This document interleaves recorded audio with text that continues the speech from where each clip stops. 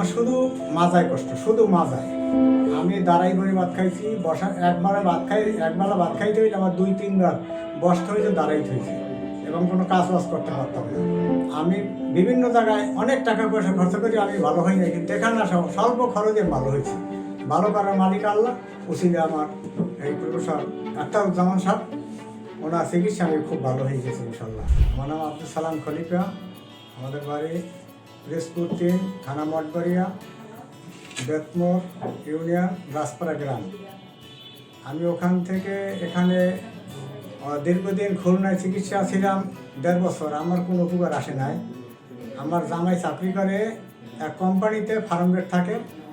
উনি আমার বলছে যে ঢাকা ম্যানেজমেন্ট সেন্টার, এখানে যদি আপনি দেখান তাহলে আপনাদের রোগ ভালো হইতে পারে ইনশাল্লাহ, আল্লাহ যদি ভালো করে।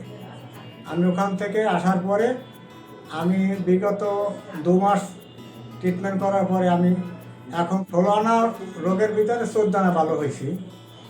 এখন আমি বলতে চাই, এরকম যদি কোনো রোগী থাকে, তারা এখান থেকে চিকিৎসা করতে আসে, ইনশাল্লাহ আমার মতো সবাই ভালো হবে। আপনার কি কষ্ট ছিল প্রথমে? আমার শুধু মাজায় কষ্ট, শুধু মাজায়। আমি দাঁড়াই করে ভাত খাইছি, বসা একবেলা ভাত খাইতে হইলে আমার 2-3 বার বসতে হয়েছে, দাঁড়াইতে হয়েছে এবং কোনো কাজ বাজ করতে পারতাম না। শুয়েও আমি শান্তি থাকতে পারতাম না, এত ব্যথা ছিল।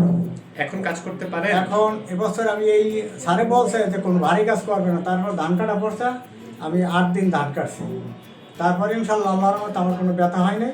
শুধু ওই বলি না যে একটু দোয়ানা আছে, বোঝেন না, দোয়ানা আর কত ব্যথা থাকে, এটুকুই আছে, এছাড়া আর আমার কাছে কিছু নেই।